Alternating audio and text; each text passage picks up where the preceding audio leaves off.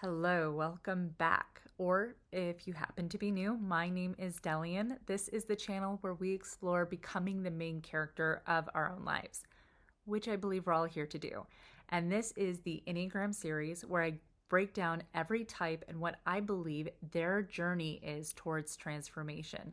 So if this kind of content is interesting to you, helpful, or valuable in any way, I would love if you would like, subscribe, or comment. I live for the comments. Tell me about your experience with your Enneagram type, what you would nuance with what I'm saying. This is essentially what I feel like a living document of a channel where we get to explore together.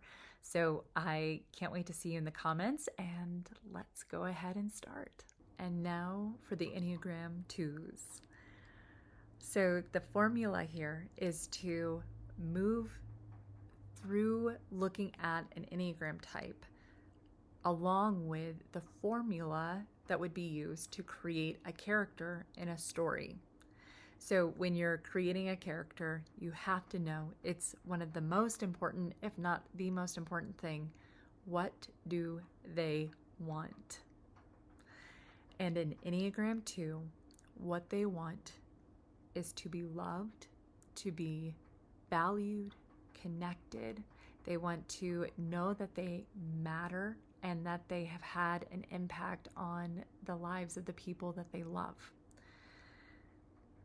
And what makes stories interesting is that the character must transform. And what are they transforming from? Their wound. What is an Enneagram 2's wound? It is the belief that they are inherently unworthy of love. And so therefore they must earn love by becoming irreplaceable to others. And this also means that they will make their own needs small, unimportant, irrelevant, or even just so far in the subconscious it's not available to them. All right, so from that wound, I think this is where the vice or the flaw that a character would have shows up. So what is the flaw or the vice of an Enneagram 2? It is hubris. Now, if you're in the Enneagram world, you'll hear the word pride thrown out a lot, and I understand why it's being used, but I think there's a really positive side of pride. Like, we want to have pride in our work and pride in like what we've accomplished and what we've done and in our goodness. And I don't think that it describes what's going on for a 2 as well as hubris. Hubris is the belief that you know better, that something about you knows what's best. And that's how this shows up for 2's. It's the vice comes about because they want to become indispensable so that people will choose them so that they can finally feel loved. And the way that that shows up is that they work so hard to know the needs of everyone around them that they then believe that they know what the needs are best. That didn't totally make sense. They believe they know what everybody's needs are better than the person knows themselves. And the other part of that hubris is that they will believe they don't have needs. Yeah. And it's interesting because a lot of 2's report that that pride doesn't make sense because pride comes with like the sense of inflation. And a lot of 2's often express that that's not what they're experiencing or feeling. If you hear snoring in the background, that's puppy dog sacked out. But 2's often do this thing where they deflate their own sense of their needs, but they are inflating their sense of knowing your needs and how they should best be met. So you can see how that might be confusing when 2's hear pride, whereas hubris, I think, encapsulates that a little bit better.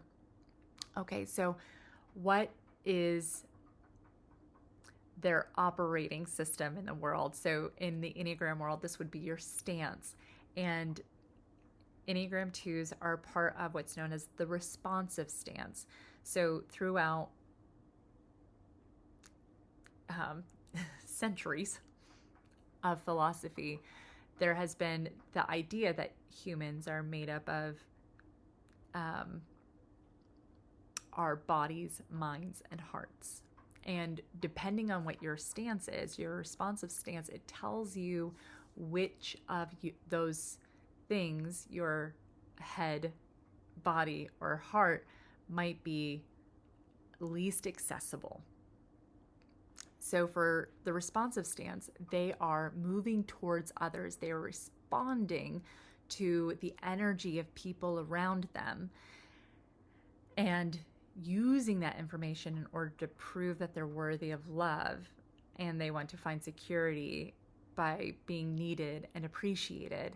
And because of that, they are feeling and doing, and their thinking, or their access to thinking, and by thinking I just mean strategically asking and analyzing one's own thoughts, is least or last for 2s. So there's a lot of feeling and moving, and oftentimes believing that their first feeling, their first sense of intent is in fact right, without analyzing it a little bit more. So that's some of the work that 2s get to do on their transformation journey. All right, so what is an Enneagram 2's fear? Every good character has a good fear. And for 2s, it's being unwanted, being unloved, being rejected. And they have also correlated that with by being needed by no one. That would be a big fear for Enneagram 2s. So what is an Enneagram 2's intelligence center? What's their main strength, the main way that they move through the world? This also, I think, has a lot to do with an inherent belief about how the world works, how you're supposed to operate. And for 2s, they're in what's known as the feeling or heart center. I like calling it the bonding center. This is new terminology that's come up a bit in the Enneagram world. I think it's more appropriate for what's actually going on. Everybody has a heart, everybody feels, and a lot of times 2s don't actually know what they're feeling, and so it can be a little confusing. And I think what's actually going on is that your intelligence is that you know how to connect, that you know how to bond with people, that you have an inherent knowing when you walk into a space and there's other people there, what are other people feeling, and what will it take to create community, to create connection, to create a sense of intimacy. So this is how 2s can operate through the world. This is their main mode of what would be called intelligence. And then from there, what is their strategy? The strategy shows up in response to all of these things: the want, the wound, the vice, the stance, your fear, your intelligence center. Now you've gathered all of that up, and you have a strategy of how you're going to move through the world a bit automatically based on, again, the narrative, the story of an Enneagram 2. And the strategy is to anticipate others' needs, become helpful, give generously, adapting yourself to others, and creating connection, becoming indispensable. These are all the strategies.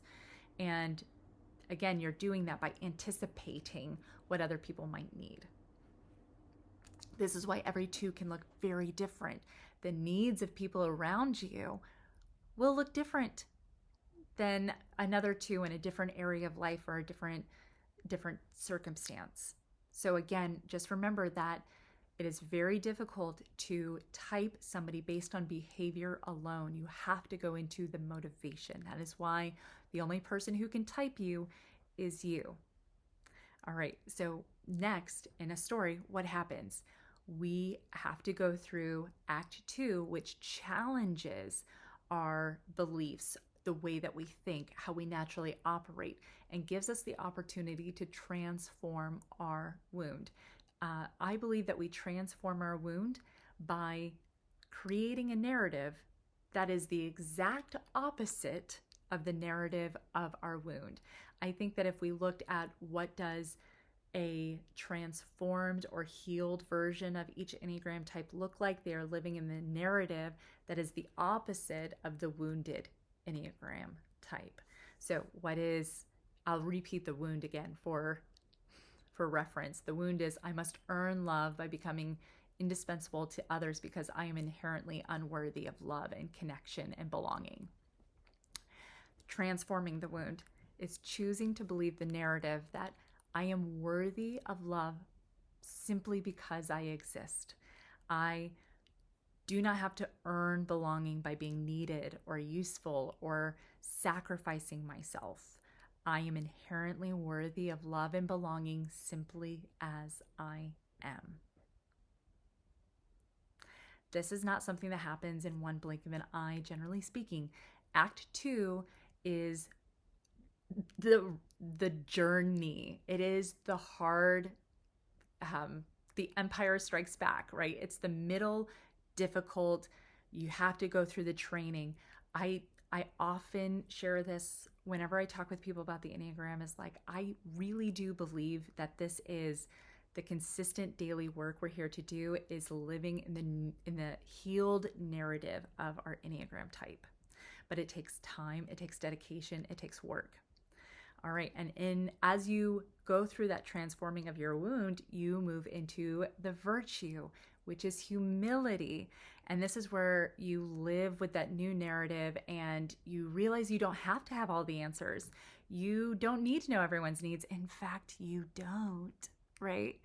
And with that, also living in the humility that your needs are equally as important, and that you are responsible and empowered to speak up for your needs or to meet them yourself. And so this is the real vulnerability that 2's move into when they start accessing humility, is that they bring their needs to the surface and put wise action towards those needs. And when that occurs, you start seeing the shift, the transformation, the new life experience, which is they begin loving and connecting from that sense of inherent worthiness rather than the need to be chosen. They allow themselves to receive, they honor their own needs, and they offer love freely versus using it as a way to prove that they're worthy of love and connection. And so that is the character arc, the transformation journey of an Enneagram 2. If you are an Enneagram 2, I would love to hear your thoughts. Let me know what resonated, what would you nuance, what would you add. I really love looking at this channel and these videos as like a living document. We're all exploring this together. I'm sharing with you what I know, but there's more to explore. There's more to understand and to hear from all of you about. So I cannot wait to hear from you.